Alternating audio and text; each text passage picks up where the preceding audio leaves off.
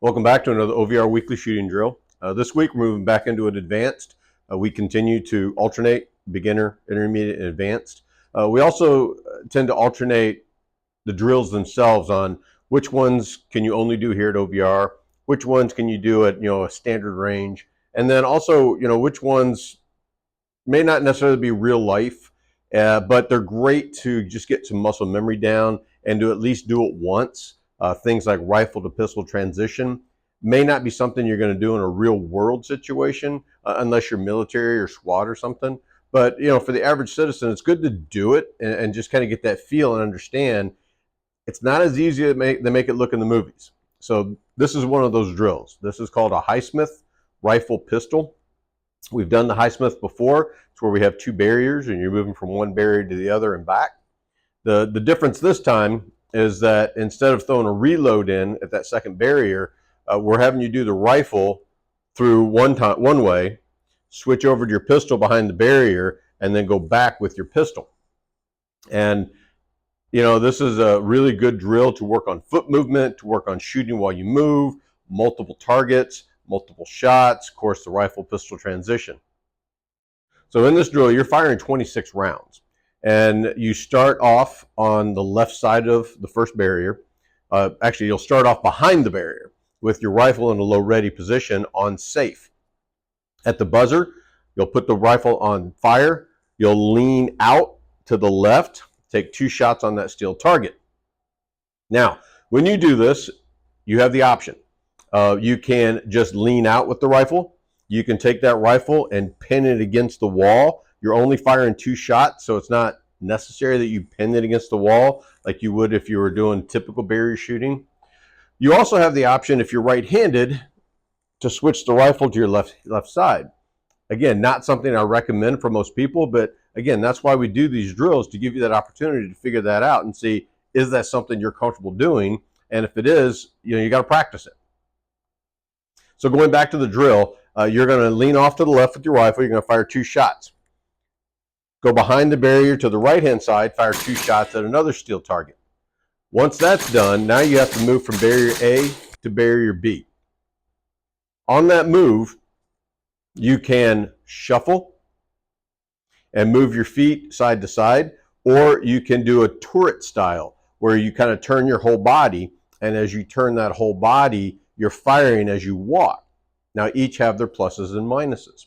So for the shuffling side of it, you tend to be a little bit more stable. Your body kind of stays in the normal shooting position that you're in. Your feet are in a normal sort of athletic stance, and you're shuffling to the side, and so you tend to be able to fire a little bit more accurately, but you're also a lot slower in doing that, and you're exposing a significant amount of your body.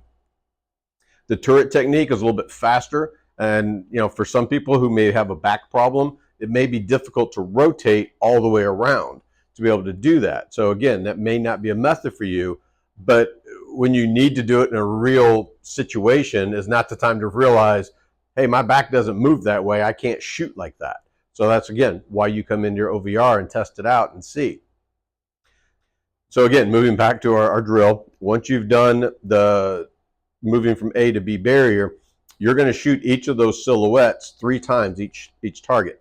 Now, these are just standard silhouettes. So in all truthfulness with this, if you hit them on the shoulder, that counts as a hit.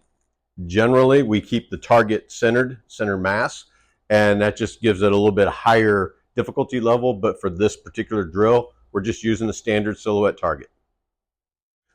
Once you get behind barrier B, then you're going to actually transition right over to your pistol. So maybe your weapon jammed on you, maybe you ran out of ammo. There's a lot of different reasons you may have to do that transition.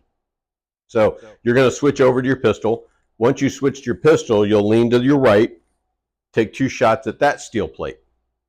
So once you've transitioned to that pistol, you've taken those 2 shots at the steel plate to the right, you're going to move back behind the barrier, take 2 shots with your pistol on the next steel target, and then pretty much just reverse your path with your pistol that you did with your rifle.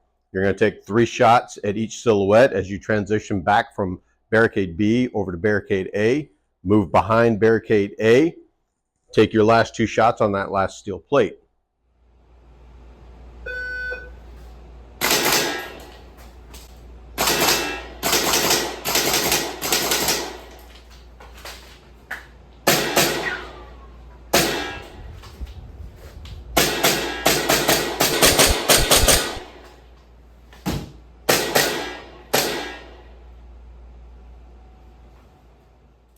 So as we always do, we're going to look at my performance. Not a really good performance. I had 2 misses, and that's a little unusual, but it just shows that depending on how you feel, body-wise, how your workouts went, how your adrenaline's going, these things could happen. Now, were they huge misses? No, but they're still misses. So the overall time you've got at about 18.95 seconds. My first shot from behind that barrier took about 1.6 seconds with the rifle, and that could have been maybe a touch faster, but and I leaned over. I did not switch shoulders. Again, if you want to do that, you can. I'm not a big fan of that. I do practice it just in case, but again, I'm not a big fan of doing that. So, on the first steel target, got those 2 rounds out, dropped the rifle, and just sort of side shuffled that time to get to the other side of the barrier, and then engaged that second steel target. Immediately upon engaging that second steel target, our 3 silhouettes targets popped up. And so I started engaging those, and I used the turret technique on those. I felt that was more comfortable, and it was a little bit faster to get me from barrier A to barrier B.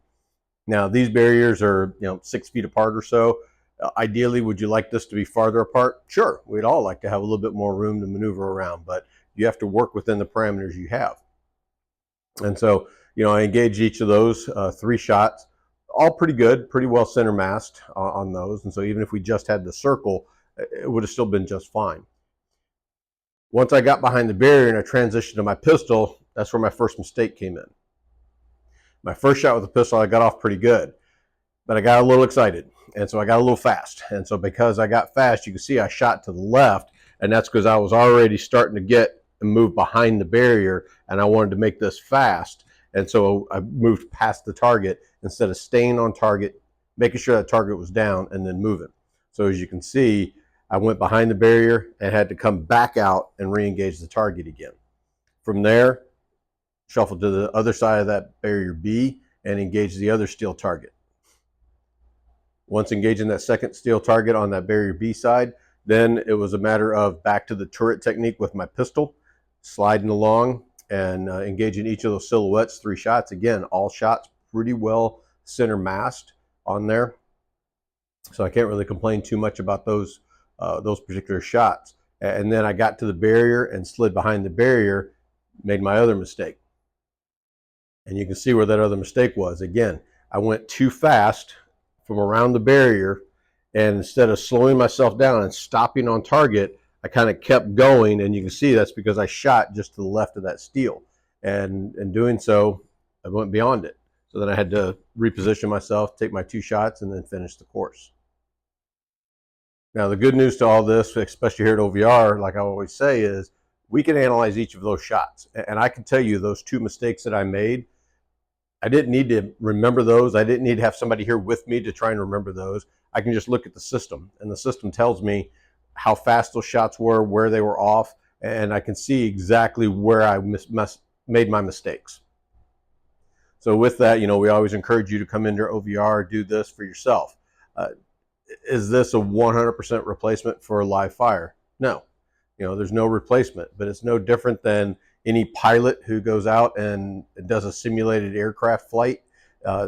It's not a replacement for a standard aircraft, but it's a good alternative to help the muscle memory, to help learn new techniques, new training things, and then take and apply that into the real world.